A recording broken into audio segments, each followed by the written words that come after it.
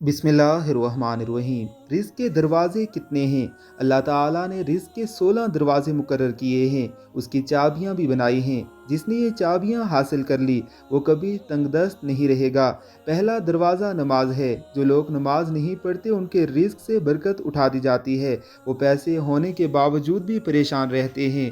दूसरा दरवाज़ा इस्तग़फ़ार है। जो इंसान ज़्यादा से ज़्यादा इस्तग़फ़ार करता है, तौबा करता है, उसके रिज़्क़ में इजाफ़ा हो जाता है। अल्लाह ऐसी जगह से रिज़्क़ देता है जहाँ से कभी उसने सोचा भी नहीं होता। तीसरा दरवाज़ा सदका है।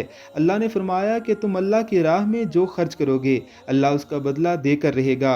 इंसान जितना दूसरों पर खर्च करेगा अल्लाह उसे 10 गुना बढ़ा कर देगा। चौथा दरवाज़ा तकवा है। जो लोग गुनाहों से दूर रहते हैं अल्लाह उसके लिए आसमान के रिज़्क़ के दरवाज़े खोल देते हैं।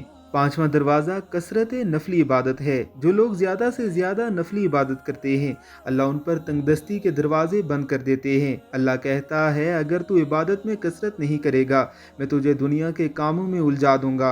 लोग सुन्नतों और फ़र्ज़ों पर ही तवज्जो देते हैं, नफल छोड़ देते हैं, जिससे रिज़्क़ में तंगी होती है। छठा दरवाज़ा हज और उम्रे की कसरत करना है। हदीस में आता है कि हज और उम्रा गुनाहों और तंगदस्ती को इस तरह दूर करते हैं जिस तरह आग की भट्टी सोने चांदी की मैल दूर कर देती है। सातवां दरवाज़ा रिश्तेदारों के साथ अच्छे सलूक से पेश आना। ऐसे रिश्तेदारों से भी मिलते रहना जो आपसे कता तल्लक हों। आठवां दरवाज़ा कमज़ोरों के साथ सुलह रहमी करना है। गरीबों के गम बांटना, मुश्किल में काम आना अल्लाह को बहुत पसंद है।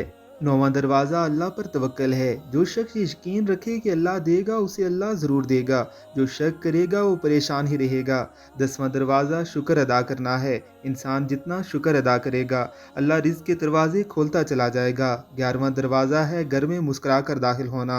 मुस्कुरा कर दाखिल होना सुन्नत भी है। हदीस में आता है कि नबी पाक सल्लल्लाहु अलैहि वसल्लम ने फरमाया, अल्लाह फरमाता है कि रिज़्क़ बढ़ा दूंगा जो शख्स घर में दाखिल हो और मुस्कुरा कर सलाम करे। 12वां दरवाज़ा माँ बाप की फरमाबरदारी करना है। ऐसे शख्स पर कभी रिज़्क़ तंग नहीं होता। 13वां दरवाज़ा हर वक्त बावुज़ू रहना है। जो शख्स हर वक्त नेक नीति के साथ बावुज़ू रहे उसके रिज़्क़ में कमी नहीं होती। 14वां दरवाज़ा चाश्त की नमाज़ पढ़ना है। चाश्त की नमाज रिज़्क़ को खींचती है और तंगदस्ती को दूर भगाती है।